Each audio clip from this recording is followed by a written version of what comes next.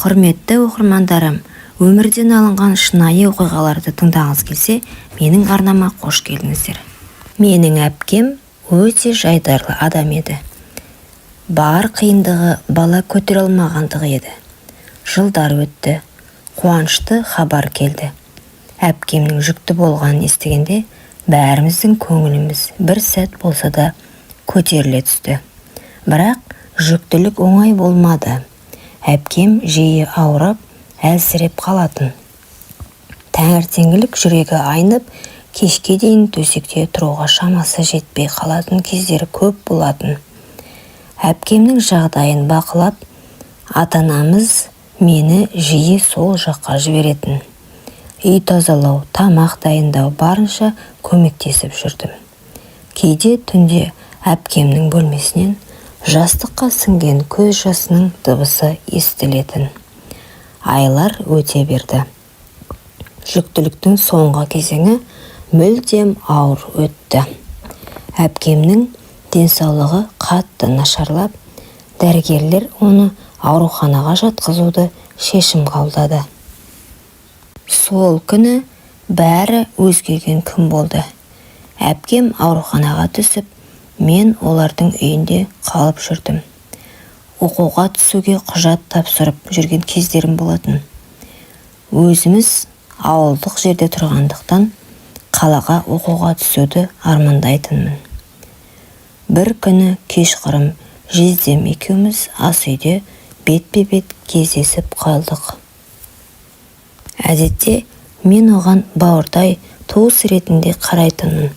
Бірақ сол кеште бәрі басқаша болды. Жездем бойы ұзын, аққұба, сабырлы мінезді, өңі жылы жігіт еді. Бәлкім, менің қасымда жүргені оған тыныштық сыйлаған болар. Ал мен болсам, өзімді мүлдем түсінбей қалдым. Жүрегім дүрсілдеп, өзімді тыя алмай қойдым. Бұл кездесу жай ғана бауыр мен жезденің қарым-қатынасы емес еді. Арада бір сәттік үнсіздік орнап, бір-бірімізге ұзақ қарағанымыз есімде. Ол менің иығымнан жаймен ұстап, шаршадың ба деді. Дауысы тым жұмсақ еді.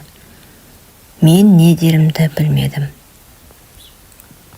Жездемді көрген сайын денем ысып-суып сала беретін. Оған әрдайым ұнау үшін дене бітімімді айқындайтын тар немесе қысқа көйлектер киетінмін.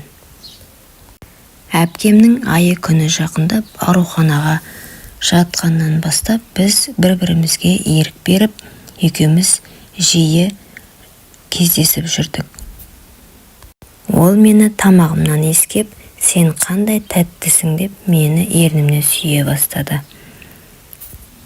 Мен де қарап тұрмай, сүлікше жапсып, оның ырқына көне бердім.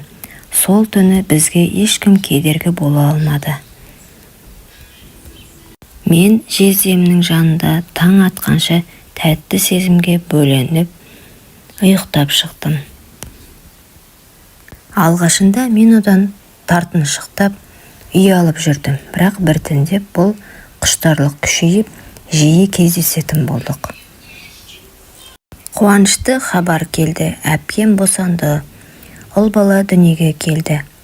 Бірақ қуанышымыз ұзаққа созылмады. Әпкем босанғаннан кейін тіл тартпай кетті.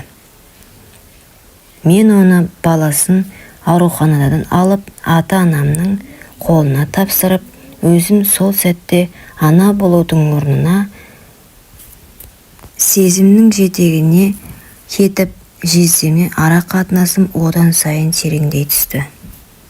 Мен ешкімге бұл жайлы айтпап едім. Тек ата-анам мені ол жақта оқып жүр деп ойлады. Оқуға бармау үшін куратор ағаймен бір түн өткізіп, диплом аларда барамын деп ойлап жүрген кез едім. Бір күні ата-анам бәрін білді. Әкем маған қатты ұрсып, мені өзінің ащы тілімен ренжітті. Менің қызым ешқашан бұлай болмау керек еді деп қатты ұрсты. Сол сәтте мен не істерімді білмей, жан дүниеме қайғыға тап болғандай сезіндім. Көп ұзамай өзімнің жүкті екенімді білдім.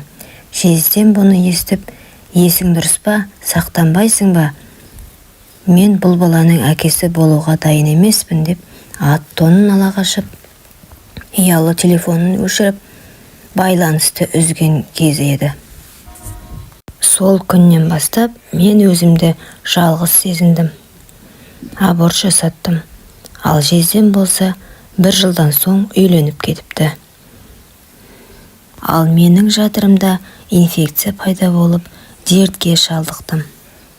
Сол сәттен бастап мен өзімді жалғыз сезіне бастадым. Жүзімде сондай бұрынғыдай сұлу емес еді, және еркектердің назарын тартатындай түрімді қалмады. Өзімді өмір бақи ешкімге керек еместей сезіне бастадым. Бәлкім бұл әпкемнің рухы маған риза болмағаны болар. Сол күннен кейін мен өзімді қайта бастауға бел будым. Жоғалтатын ештеңем қалмағандай болды. Жанымда ешкім жоқ. Ата-анам теріс айналды. Әпкем де келместің кемеліне кетті. Ал жүрегімде тек өкініш пен өз-өзіме деген жиіркеніш. Қала шетінде жалға берілетін ескі жатақханадан бөлме алдым. Едені сықырлаған, терезесі сынық, пеші істемейтін. Бірақ бұл менің жаңа өмірімнің бастамасы еді.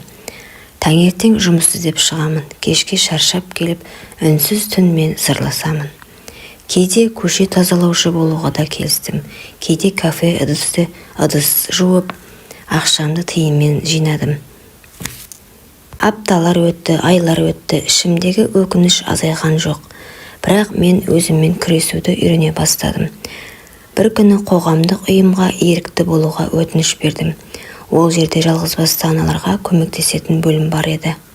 Сон аналардың көз жасын көріп, балалардың үмітпен қараған жүзін сезініп, мен алғаш рет өзімді біреуге керек адамдай сезіндім. Сол жерден менің шынайы сауығуым басталды. Мен олармен бірге күліп, бірге жыладым. Өзімнің өмірімдегі ауыр сабақтарды басқа әйелдермен бөлістім. Біреу үйінен қуылған, біреу мен секілді қателік жіберген. Біз бір-бірімізді сөзсіз түсінгендейміз. Бір күні көмекке мұқтаж бір келіншек келді. Қасында кішкентай қызы бар. Ол маған қарап, «Сіз өте мейірімдісіз, өз балаларыңыз бар ма?» деді. Мен сәл кідіріп жымиып жауап бердім. «Жоқ, мен бұл өмірде көп нәрсе жоғалттым. Енді соларды қайтаруға тырысып жүрмін». Осы жауапты айтқанда өзімді алғаш рет жеңіл сезіндім. Мен өткеннің жазасын толық тарттым. Жүрегімде жара бар, бірақ ол енді мен емес, мен оны басқара бастадым. Бұл мені күшейтті. Ар ұжданыммен бетпе-бет келіп, жеңілген кезімде ғана адам болуға бір қадам жақындағанымды түсіндім. Жылдар өтті, ата-анаммен арада әлі де үнсіздік. Қазір мен ешкімге керек емеспін. Мен өткеннің жазасын мойнымен көтеріп, соны жеңе білген әйелмін. Өмір маған қатты соққы берді, бірақ мен қайта тұрып, сол соққыдан сабақ ала бастадым. Бәлкім мен әпкемнің сенімін ешқашан қайтара алмағанмын. Бірақ мен өзімді кешіруді үйреніп, басып келем. Бұл адам болудың басы. Кейде терезе алдында отырып, өткен өмірімнің әрбір сәтін көз алдымнан өткіземін. Біреулер үшін ол жай ғана өкініш. Мен тұрмысқа шықпадым, бала сүймедім. Бірақ менің махаббатым мен жан жылуым сол еріктілікпен айналысатын орталықтағы адамдарға кетті. Мен олардан өз өмірімнің басқа мағынасын таптым. Кейде өз басымдағы ауыртпалықтарым басқа біреуге демеу болып кетеді. Сонда барып, өмір маған не үшін сондай сынақ бергенін түсінгендей болам. Қазір мен 30-ның үстіне шықтым. Әрине, әлгі күнге дейін жүрегімнің түбінде әлдебір сағыныш бар. Менің өмірім ешкімге үлгі емес, бірақ біреуге сабақ болу мүмкін. Бәлкім бір қыз мен секілді әлсіздікке жол бермес. Бәлкім бір әйел өткеніне қарап, өзін жек көрмей күресе бастар. Сол үшін мен өз тағдырымды жасырып отырған жоқпын. Себебі жүрек жарасы, егер оны қабылдай білсең, сенің ең үлкен күшің бола алады. Назар қойып тыңдағандарыңызға рахмет.